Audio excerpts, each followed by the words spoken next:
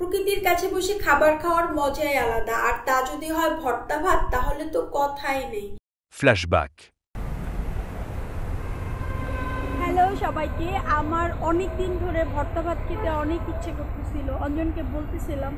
তো ফাইনালি আজকে আর কি সেই সুযোগটা হলো, কারণ আমি চলে আসছি হচ্ছে বেরিবাদে। আমি দেখবো কোন কোন রেস্টুরেন্টগুলোতে ভালো ভর্তা পাওয়া যায়, তারপর সেখান থেকে একটাতে ট্রাই করবো। অনেকগুলো রেস্টুরেন্ট যারা আসলে ভর্তা ভাত করে, তো এখানে আমি একদম কলেজ থেকে আসি, আমার অনেক অনেক মেমোরি। এখন দেখি কোনো একটাতে তোমাকে খাওয়াবো, কারণ আমি তো একা টেস্ট করলে হবে না, তোমাকে টেস্ট করতে হবে। চলো দেখি কোনটা ভালো।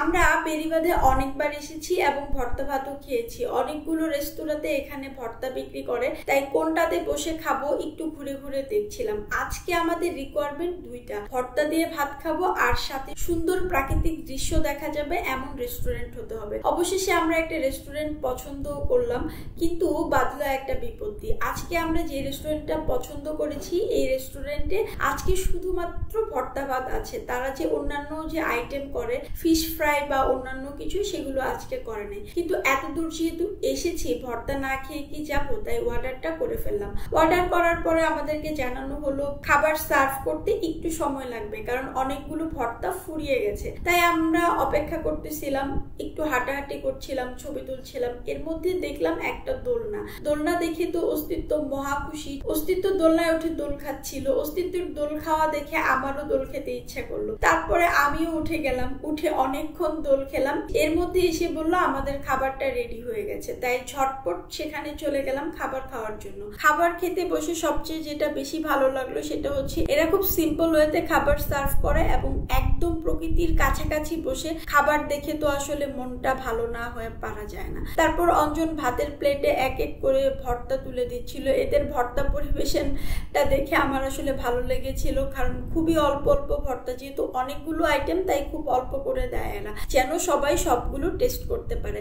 সবগুলো ভর্তা থেকে আমি একটু একটু করে ট্রাই করছিলাম। আমি একদমই ঝালপ্রেমী মানুষ না, আমি খুব একটা ঝাল খেতেও পারি না, কিন্তু সেদিনের সেই ভর্তাগুলোতে অনেক বেশি ঝাল ছিল। খেতে একটু কষ্ট হচ্ছিল আমার এবং অঞ্জনের দুজনেরই, কিন্তু কেন জানি খেতে অনেক বেশি ভালো লাগছিল। জানি না, এত ঝাল আমি বাসায় কখনোই খাইনি।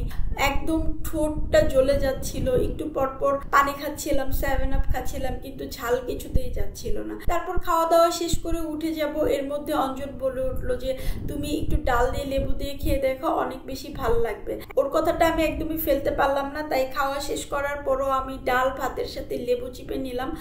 অমৃত! ডাল আর ভাতের সাথে লেবু চিপে খাওয়ার টেস্টটা যে সত্যি অন্যরকম, তা ভর্তা ভাত খেতে গিয়েই জানলাম। যাই হোক, সুন্দর পরিবেশে ভর্তা ভাত খেতে খেতে আজকের ভিডিওটা আমি এখানে শেষ করে দিচ্ছি। আপনারা সুযোগ পেলে অবশ্যই প্রকৃতির খুব কাছে বসে একদম সিম্পল আইটেমগুলো খাওয়ার চেষ্টা করবেন, দেখবেন পেট এবং মন দুইটাই ভরে যাবে।